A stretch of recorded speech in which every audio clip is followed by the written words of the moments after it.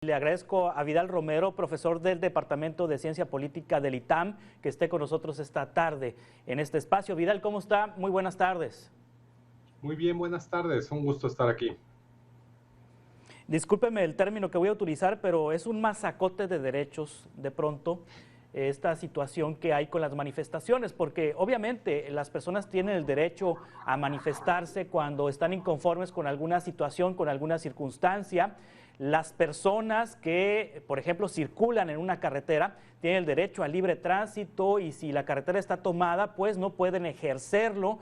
Las comunidades indígenas que también se manifiestan y pueden obstruir, por ejemplo, un gasoducto, un acueducto, pues si no se respetaron sus usos y costumbres y si no se les consultó, tienen derecho a manifestarse, pero también hay ciudades que se quedan sin agua o se quedan sin energía eléctrica porque se suspende el servicio. Vaya situación. ¿Dónde empieza el derecho de unos y dónde termina el de otros, Vidal? Mira, como bien dices, es una situación enredada y complicada, porque por un lado tienes grupos sociales que quieren acceder a derechos que ya están establecidos y que por una u otra razón del sistema no lo pueden hacer.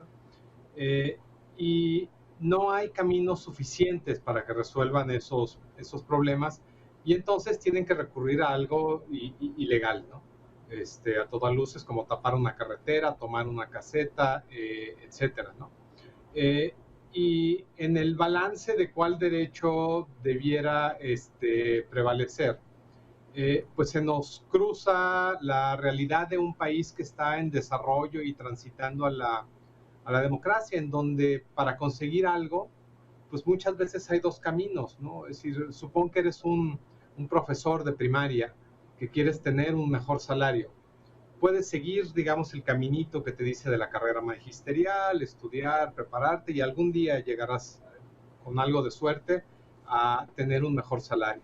Pero hay otro camino que es, bueno, pues vamos a cerrar la carretera, vamos a tomar la caseta y entonces vamos a tener más ingreso, ¿sí? Y desgraciadamente en un contexto como el de México, entre comillas, se valen los dos caminos, ¿sí? Entonces estamos ante pues, este paralelismo entre lo legal y lo ilegal, pero permitido, ¿sí? Y ahí es donde nos encontramos. Sí, la autoridad tiene la obligación y tiene la responsabilidad de poner orden, la autoridad tiene el deber de hacer valer las leyes, pero hay situaciones que en la historia de nuestro país han marcado la autoridad, el 68, la persecución de los estudiantes en los 60s, en los 70s, también lamentables eventos donde autoridades de seguridad pública, municipales, estatales, federales han reprimido manifestaciones con resultados negativos y entonces hay un temor de la autoridad en caer en temas de autoritarismo y un temor de la autoridad que se les compare con Gustavo Díaz Ordaz, por decirlo así, de manera fácil. Esa situación, esa circunstancia por la que la autoridad renuncia a la posibilidad de poner orden, ¿está correcta con base en lo que ha ocurrido en el pasado? No, pero habría que ver que hay como toda una gama de casos, digamos, ¿no? Hay, por un lado, estas protestas, entre comillas, justas, a las que la autoridad no tiene una buena respuesta, no las puede solucionar, ¿no? Estamos hablando de un contexto de un Estado débil, ineficaz en muchos aspectos, y entonces la solución de la autoridad pues, es decir, bueno, dado que no puedo solucionarles nada, bueno, pues tampoco puedo quitarlos de aquí, ¿no? Es una solución fácil, ¿no? Hay otros casos en donde ya las demandas no las podremos categorizar como justas, ¿no? Es decir, el hecho es como un círculo vicioso, es decir, una vez que la autoridad se muestra tolerante con este tipo de actividades, pues va a haber grupos que no tengan una causa justa y que vean esto como una forma de sacar dinero, es decir, buscadores de rentas, ¿no? Entonces tenemos que ya cualquier protesta acaba en una caseta tomando el dinero de los automovilistas que van a pasar por ahí. Y ahí sí tendríamos que distinguir cuándo se trata de una causa justa y cuándo no, ¿no? y cuando no es una causa justa, la autoridad debiera intervenir, ¿sí? Otro problema ligado a esto es que muchas veces la autoridad, al menos en lo más local y lo más inmediato, pues muchas veces está coludida con estos grupos, ¿sí? Y acaban recibiendo parte del, entre comillas, botín de la caseta, ¿no? Entonces, otra vez, todo acaba en este Estado de Derecho deficiente y estas instituciones deficientes para resolver estos problemas de otra forma. Si tuviéramos instituciones que efectivamente pueden dar respuesta a las causas razonables, entonces sería muy fácil identificar cuáles son estos grupos que están tomando este camino ilegal, cuando ya existe un camino legal que es relativamente barato, ¿no? Y ahí sí la autoridad debiera intervenir, ¿no? Sí. ¿Quién define, o qué autoridad, o qué ciudadano, o quién define cuándo es una causa justa y cuándo no es una causa justa para, en todo caso, actuar o no actuar por parte de las autoridades?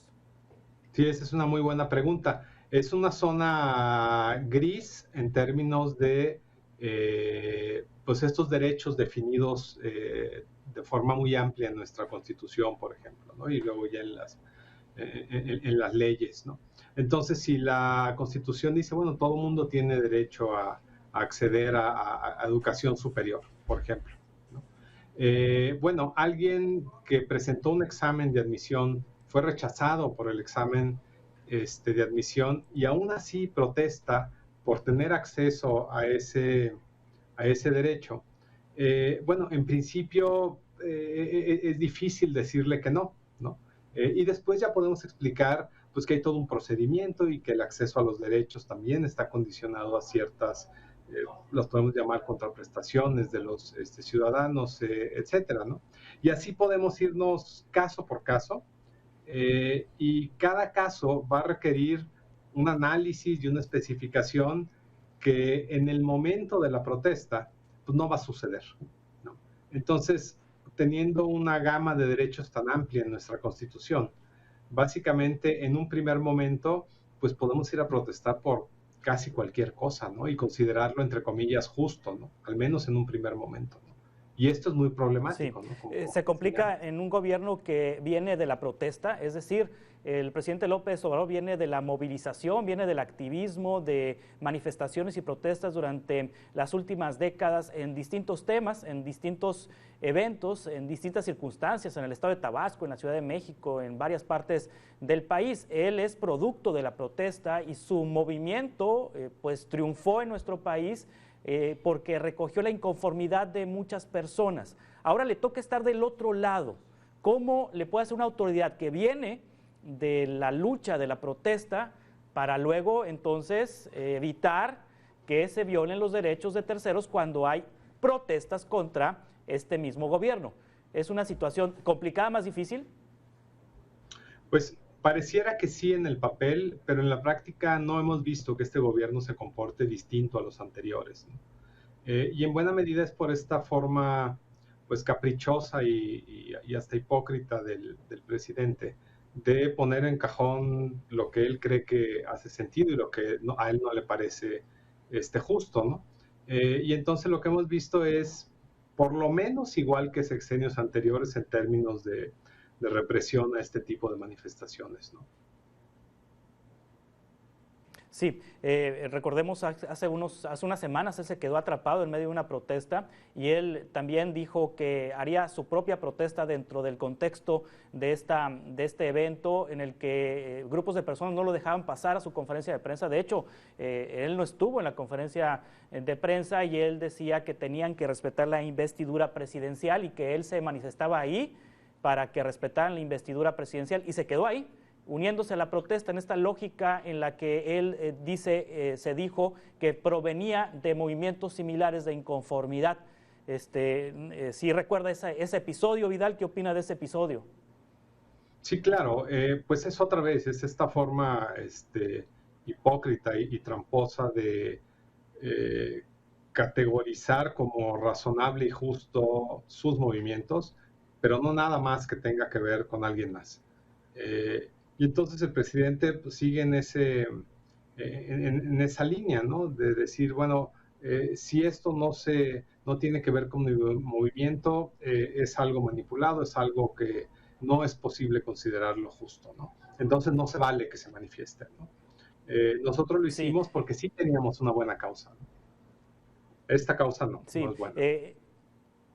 Hemos visto que la Coordinadora Nacional de Trabajadores de la Educación y maestros han tomado vías de comunicación, trenes, vías por donde transitan trenes y que han cortado la comunicación entre el centro y el norte y han obstruido el paso de productos y eso ha tenido una repercusión económica importante en varias regiones del país, pero al mismo tiempo ellos reclaman derechos de tener acceso a plazas, derechos de tener acceso a aumentos salariales, a ajustes salariales. En esa disputa entre un derecho y el otro, pues hay pérdidas económicas y hay repercusiones económicas. Al final pierden todos, Vidal.